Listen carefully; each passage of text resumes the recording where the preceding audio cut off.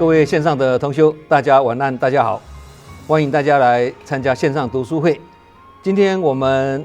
想跟大家分享一句很有力量的话，这句话是出自禅宗六祖慧能大师的思想叫做前念着境即烦恼，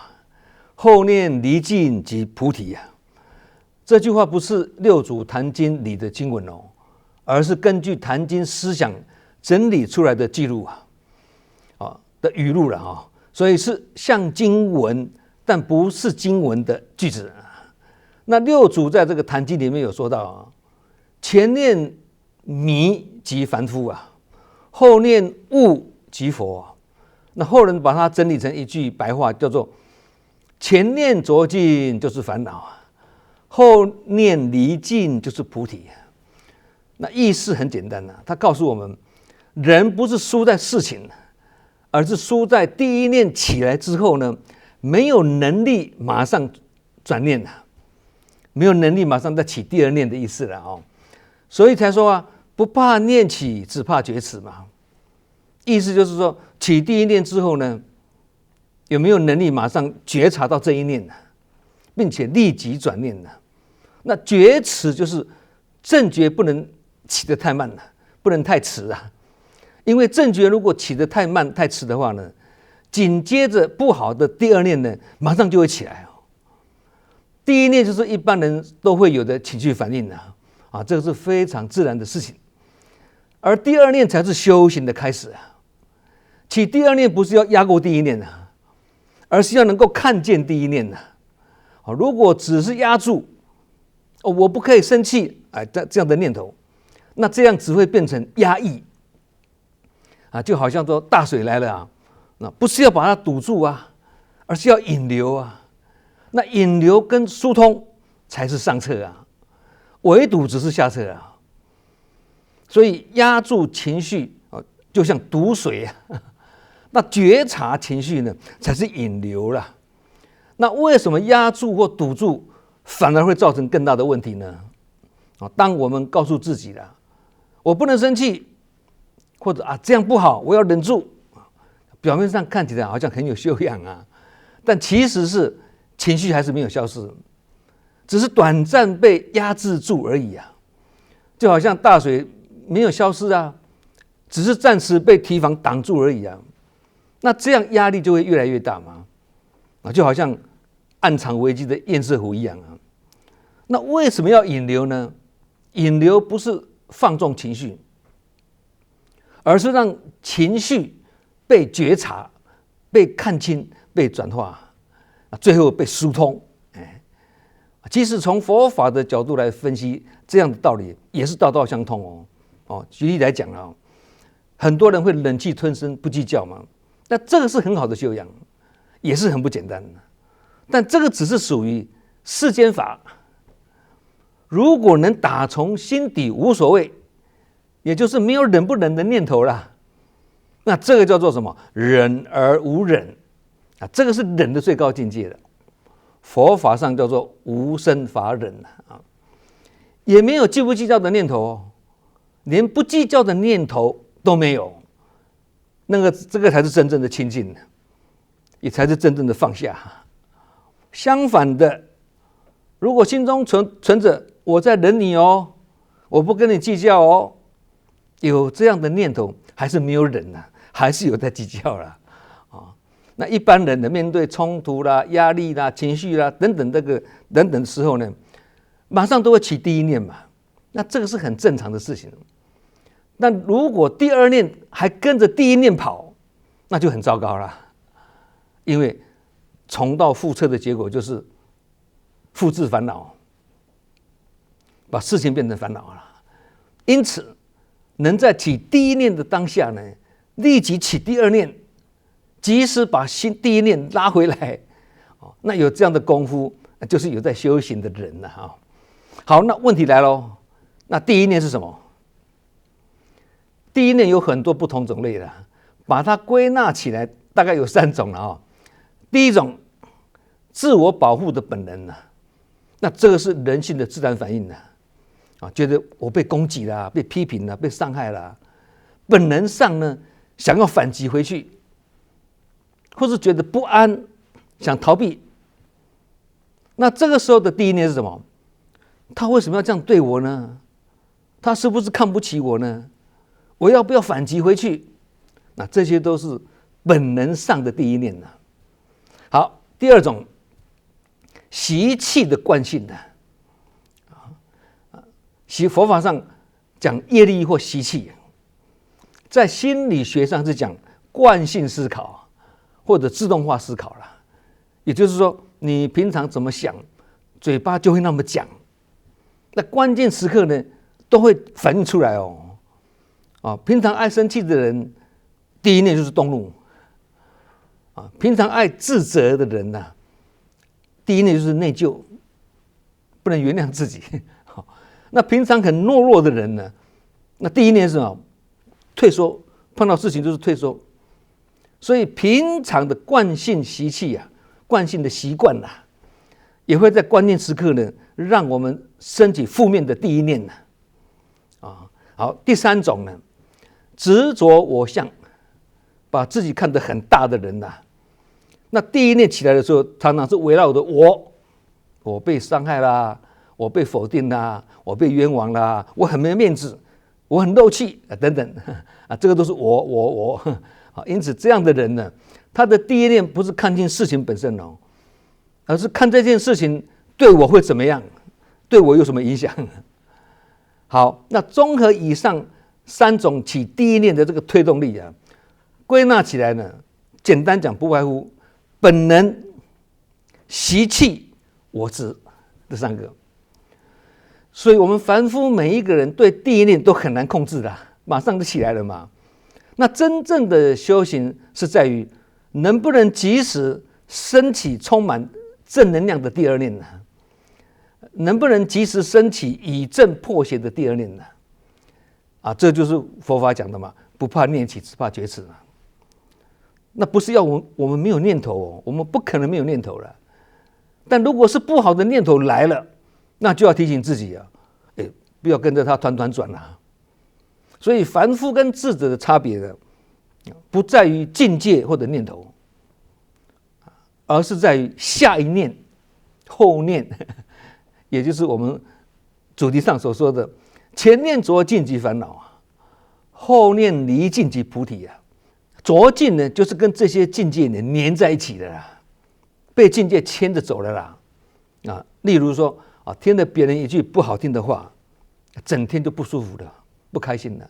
或是被别人称赞一下呢，就开心的不得了甚至起傲慢的心或者是碰到不顺的事情，一直想一直烦，这些都叫做着境。那什么是离境呢？离境就是境界来了，但我们的心没有被境界带走被别人批评中伤毁谤污蔑冤枉误解凌迟羞辱等等我们虽然会碰到或听到但是不会内伤，不会反应过度或者被赞叹的时候呢，有听到也知道，但不会膨胀也不会沾沾自喜或者是碰到事情来的时候呢，事来即应应过即放用心处理，但心里不会纠结这些都叫做离境简单讲就是心迷万境转心悟转万境那心迷万境转的意思是说，心在迷惑的时候呢，容易被外境牵着鼻子走，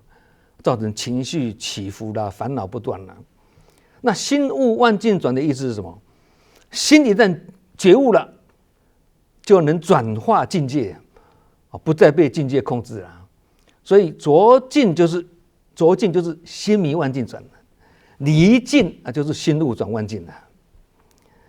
克服困难的时候，我们就是猎人而困难就变成被我们收拾的猎物那被困难克服的时候呢，困难就变成猎人了我们就成为在陷阱中被折腾的猎物我们在追求名利、财富、地位的时候，就好像猎人在追求猎物一样但也因为猎人一味的在追逐猎物就很难去欣赏沿途的美丽风光啊。同样的道理啊，我们狂热的追求财色名食睡五欲啊，跟色声香味触法六尘啊，我们在追求这些的时候呢，就无法往内看到自己的心灵风光，因为一直往外求嘛。对，那外在的风光再美，也不如我们内心清明。内心若迷，得到再多的也是昙花一现，最后也是空转啊。那这个告诉我们一个道理啊，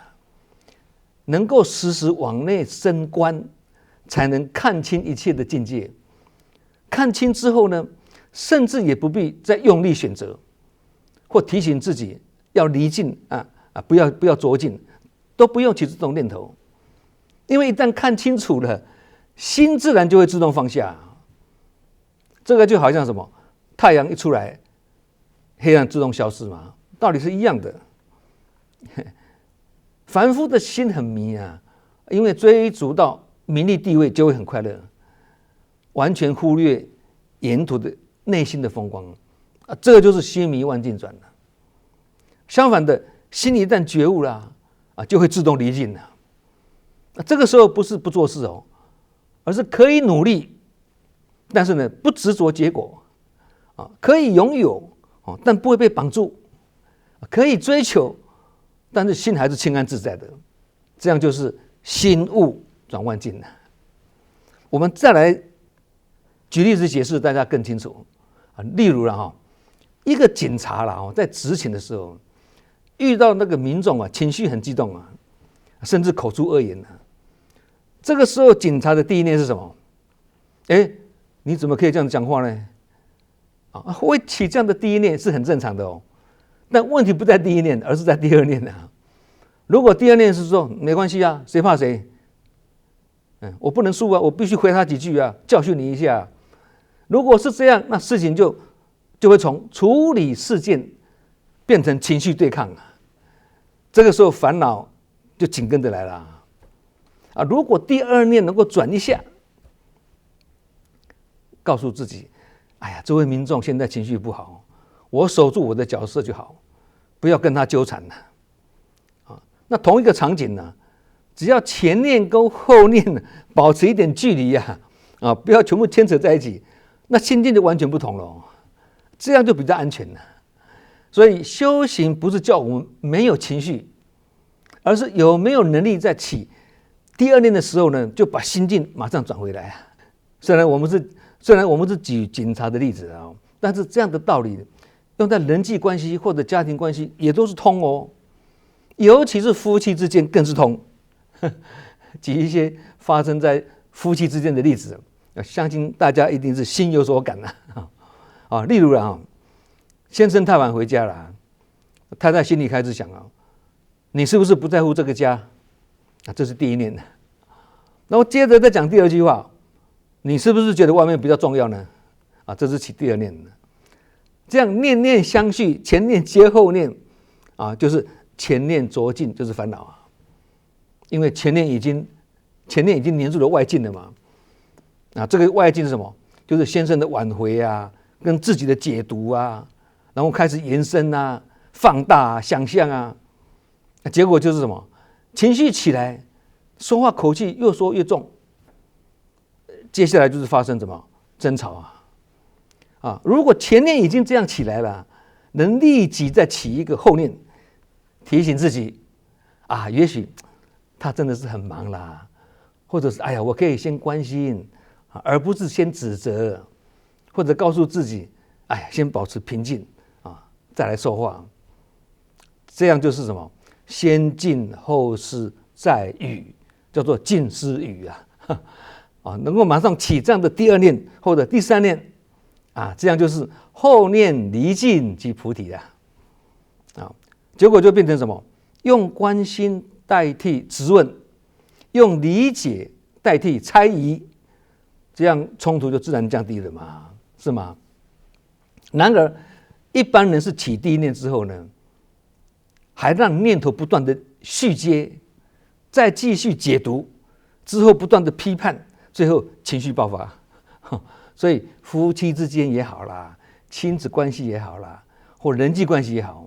最常发生的问题不是事情本身哦，而是念头不断不断的续接，也就是中了痛苦的第一箭之后呢，继续中第二箭，然后中箭之后呢，心里就执着在这支箭，